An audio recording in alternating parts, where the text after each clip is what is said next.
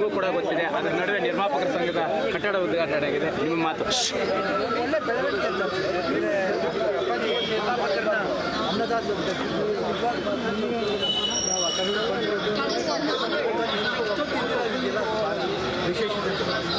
ಇದರೊಂದಿಗೆ ಇದೀಗ ಧನ್ಯವಾದ ಸಮರ್ಪಣೆಯನ್ನ ನೆರವೇರಿಸಬೇಕು ಅಂತ ಹೇಳಿ ನಮ್ಮ ಡಿ.ಕೆ. ರಾಮಕೃಷ್ಣ ಅವರಲ್ಲಿ ವಿನಂತಿಸ್ತಾ ಇದ್ದೇವೆ. ಒಂದೇ ದಿನದಲ್ಲಿ 2 ಐತಿಹಾಸಿಕ ಘಟನೆಗಳು. ನಿನ್ನೆ world cup T20 world cup ಭಾರತೀಯರು ಅಮೆರಿಕದಲ್ಲಿ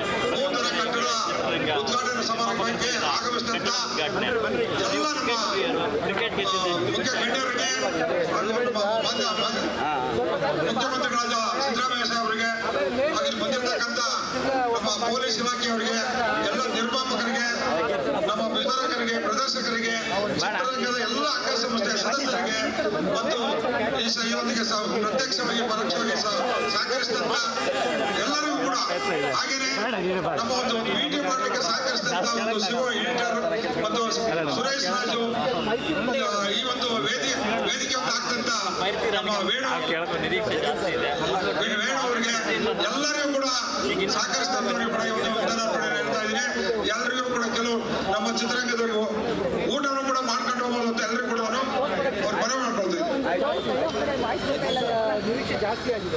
ಇದರೊಂದಿಗೆ ನಮ್ಮೊಂದಿಗೆ ಸಹಕರಿಸಿದಂತಹ ಎಲ್ಲ ಪೊಲೀಸ್ ಇಲಾಖೆಯ ಅಧಿಕಾರಿ ವರ್ಗದವರಿಗೆ, ಅದೇ ರೀತಿಯಾಗಿ ಸಿನಿಮಾ ಬಗ್ಗೆ ಆತ್ಮೀಯವಾಗಿ ಕಾರ್ಯಕ್ರಮ ಪ್ರಾರಂಭದಿಂದ ನಮ್ಮ ಜೊತೆಗಿರುವಂತಹ ಆತ್ಮೀಯ ಮಾಧ್ಯಮ ಮಿತ್ರರಿಗೆ, ಪ್ರತ್ಯಕ್ಷವಾಗಿ ಪರೋಕ್ಷವಾಗಿ ಸಹಕರಿಸಿದಂತಹ ಸರ್ವರಿಗೂ ನಾನು ಶಮೀರಾ ಬೆಳುವಾಯಿ ಮನದಾಳದಿಂದ ಧನ್ಯವಾದಗಳನ್ನು ಸಮರ್ಪಿಸ್ತಾ ಇವತ್ತಿನ ಉದ್ಘಾಟನಾ ಸಮಾರಂಭದ ಈ ವೇದಿಕೆ ಕಾರ್ಯಕ್ರಮವನ್ನ ಇಲ್ಲಿಗೆ ಸಮಾಪ್ತಿಗೊಳಿಸ್ತಾ ಇದ್ದೀವಿ. ಮತ್ತೆ ಸಿಗೋಣ. ನಮಸ್ಕಾರ, ಶುಭ ಮಧ್ಯಾಹ್ನ. ಹೋಗಿದ್ದೆ ಅದೆಷ್ಟು ವರ್ಷ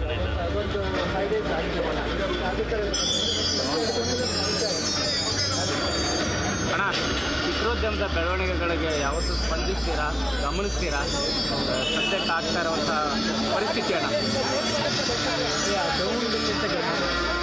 ನಡೆದು ಬಂದ ಚಿತ್ರರಂಗದ ಕಲಾವಿದರ ಮತ್ತು ತಂತ್ರಜ್ಞರ ಪಾಲಿಗೆ ಆಧಾರ ಸ್ತಂಭವಾಗಿ ಪ್ರತಿಯೊಬ್ಬರ ಹಿತ ಕಾಯುವ ನಿರ್ಮಾಪಕರನ್ನು ಡಾಕ್ಟರ್ ರಾಜಕುಮಾರ್ ಅವರು ಅನ್ನದಾತರೆಂದು ಸನ್ಮಾನಿಸುತ್ತಿದ್ದರು.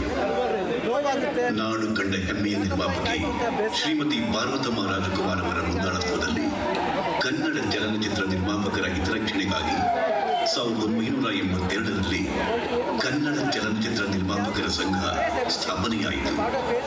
ಅಂದು ಪ್ರಪ್ರಥಮ ಬಾರಿಗೆ ಸಂಘದ ಅಧ್ಯಕ್ಷರಾಗಿ ಶ್ರೀ HMK ಮೂರ್ತಿಯವರು ಆಯ್ಕೆಯಾಗಿ ನಿರ್ಮಾಪಕರ ಏಳಿಗೆಗೆ ಶ್ರಮಿಸಿದರು.